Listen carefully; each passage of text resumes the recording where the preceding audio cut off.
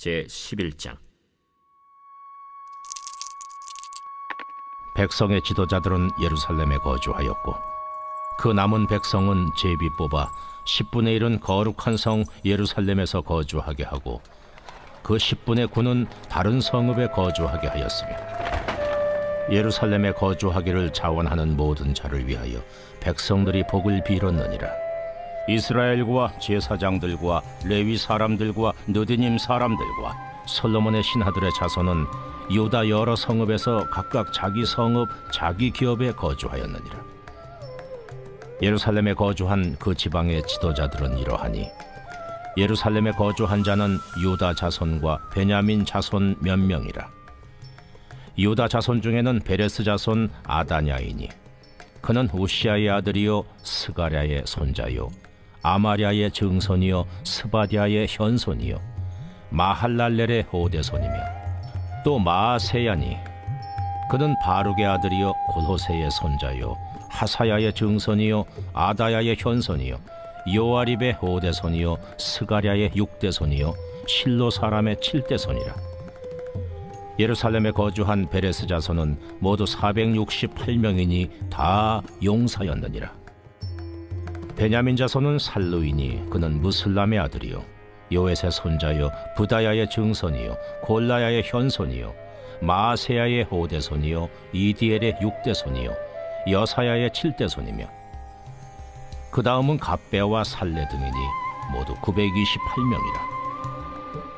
시그리의 아들 요엘이 그들의 감독이 되었고 하스누아의 아들 유다는 버금이 되어 성읍을 다스렸느니라.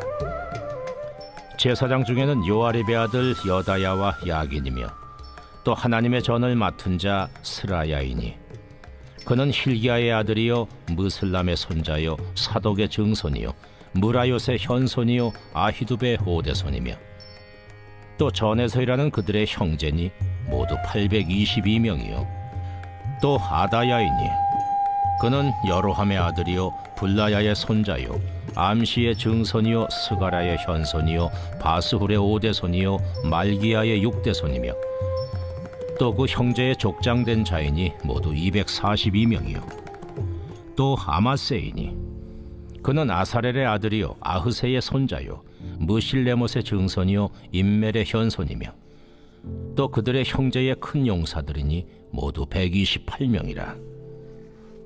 하그돌림의 아들 삽디엘이 그들의 감독이 되었느니라. 레위 사람 중에는 스마야이니 그는 하습의 아들이요 아스리감의 손자요 하사비아의 증손이요 분니의 현손이며 또 레위 사람의 족장 삽부대와 요사밭이니 그들은 하나님의 전 밭간일을 맡았고 또 아삽의 증손 삽디의 손자 미가의 아들 마따냐이니 그는 기도할 때에 감사하는 말씀을 인도하는 자가 되었고 형제 중에 박부갸가 버금이 되었으며 또 여두둔의 증손 갈랄의 손자 삼무아의 아들 압다니 거룩한 성의 레위 사람은 모두 284명이었느니라. 성 문지기는 악굽과 달몬과 그 형제이니 모두 172명이며 그 나머지 이스라엘 백성과 제사장과 레위 사람은 유다 모든 성읍에 흩어져 각각 자기 기업에 살았고 느디님 사람은 오벨에 거주하니 시하와 기스바가 그들의 책임자가 되었느니라.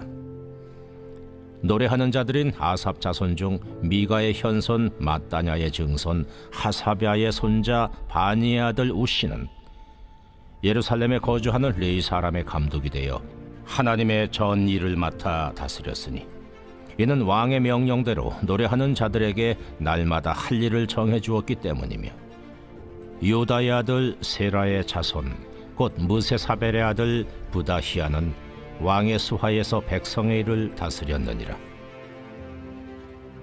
마을과 들로 말하면 유다 자손의 일부는 기럇 아르바와 그 주변 동네들과 디본과 그 주변 동네들과 여갑스엘과 그 마을들에 거주하며 또 예수아와 몰라다와 벳벨렉과 하살수알과 부엘세바와 그 주변 동네들에 거주하며 또 시글락과 무고나와 그 주변 동네들에 거주하며 또 에느림몬과 소라와 야르뭇에 거주하며 또 사노아와 아둘람과 그 마을들과 라기스와 그 들판과 아세가와 그 주변 동네들에 살았으니 그들은 부엘세바에서부터 흰놈의 골짜기까지 장막을 쳤으며 또 베냐민 자손은 게바에서부터 믹마스와 아야와 베델과 그 주변 동네들에 거주하며 아나돗과 놉과 아나냐와 하솔과 라마와 깃다임과 하딕과 스보임과 느발랏과 로드와 오노와 장인들의 골짜기에 거주하였으며 유다에 있던 레위 사람의 일부는 베냐민과 합하였느니라. 오늘의 말씀 느헤미야 11장의 말씀입니다. 느헤미야 말씀을 통해 우리는 이스라엘 백성들이 하나님 말씀 앞에 돌아와 철저히 회개하고 다시는 주님 말씀을 떠나지 않겠다고 결단하는 모습을 보았습니다. 그들은 나는 안 돼라며 좌절하거나 포기한 것이 아니라 어떻게 하면 하나님의 뜻을 따라 하나님의 백성다운 삶을 살아갈지 구체적인 계획을 세우며 다시 일어섰습니다. 그리고 더 이상 하나님을 실망시키지 않겠다고 다짐하며 기쁨의 삶을 살아가기로 결단하였습니다. 오늘 본문에서는 그들의 신앙이 어떻게 실천적으로 이어졌는지, 어떻게 결실을 맺었는지를 볼 수 있습니다. 그들의 신앙이 회복되자 그 회복은 곧 열매를 맺는 신앙까지 이어졌습니다. 무엇보다 중요한 것은 바로 하나님 말씀에 대한 전적인 순종이었습니다. 여러분, 순종이 무엇입니까? 우리가 흔히 생각하는 믿음은 믿을 만한 것을 믿는 것입니다. 그러나 그것은 진정한 믿음이 아닙니다. 또한 순종할 만한 것을 순종하는 것도 순종이 아닙니다. 그것은 단지 동의하는 것에 불과합니다. 순종이란 것은 자발적인 마음으로 환경과 상황에 상관없이 하나님의 말씀을 따르고자 하는 마음에서 시작되는 겁니다. 그렇다면 우리가 하나님 말씀에 대해 어떻게 자발적이고 기쁜 마음으로 순종할지를 돌아봐야만 합니다. 느헤미야가 처음 예루살렘에 도착했을 때 예루살렘은 폐허가 된 상태였습니다. 과거 다윗과 솔로몬 시대, 또 예루살렘은 그 누구도 살고 싶어하는 아름다운 곳이었습니다.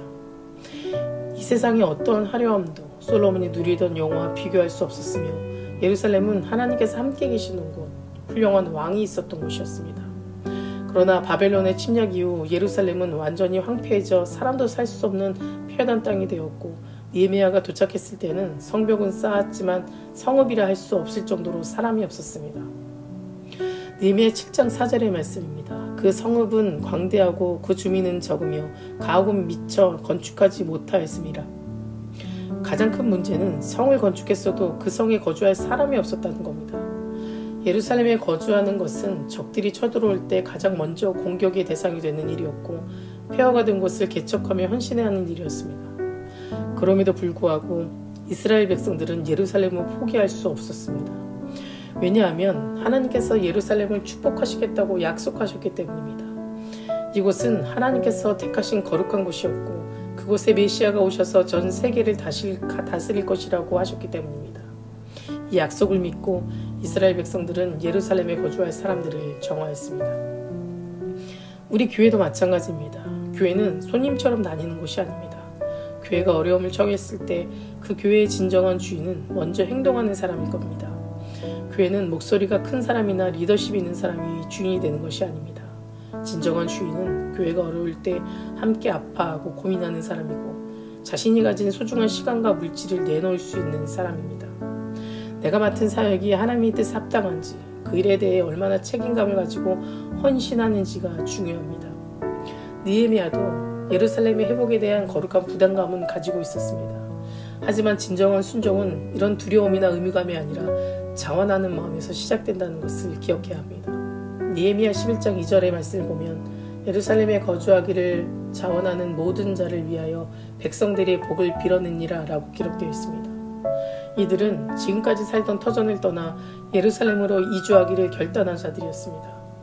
예루살렘은 지금보다 더 못한 곳이었고 적들의 표적이 될 수 있는 위험한 장소였습니다. 그럼에도 불구하고 그들은 자원하여 스스로 그곳으로 이주했습니다. 그들이 자원할 수 있었던 이유는 그들의 삶이 하나님의 살아계심을 경험하고 예배를 통해 마음이 회복되었기 때문인 겁니다. 예배는 우리에게 하나님의 음성을 들려주었고 그 음성을 통해 그들은 자신들의 삶의 방향을 바꾸게 되었습니다.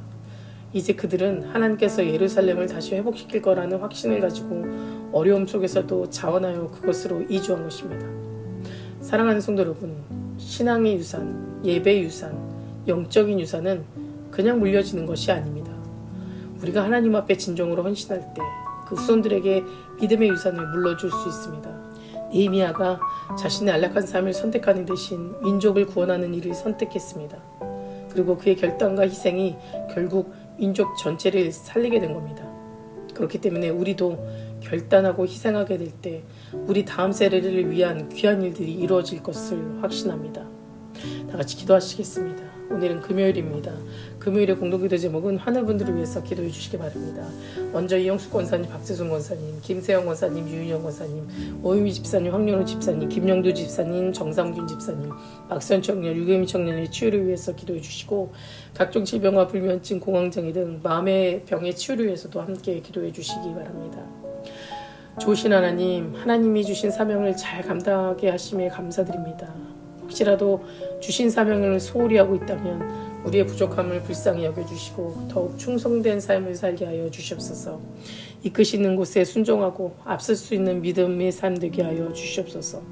특별히 오늘은 한우분들을 위해 기도합니다. 암으로 치유받고 있는 이영숙 권사님, 박재선 권사님, 김세영 권사님, 유인영 권사님, 오인 집사님, 황윤호 집사님, 김영두 집사님, 정삼균 집사님, 박세현 청년, 유경미 청년, 주님 깨끗이 치유해 주시고 오로지 하나님만을 신뢰하고 믿으며 끝까지 소망 가운데 기도로 나아갈 수 있는 믿음을 주시옵소서.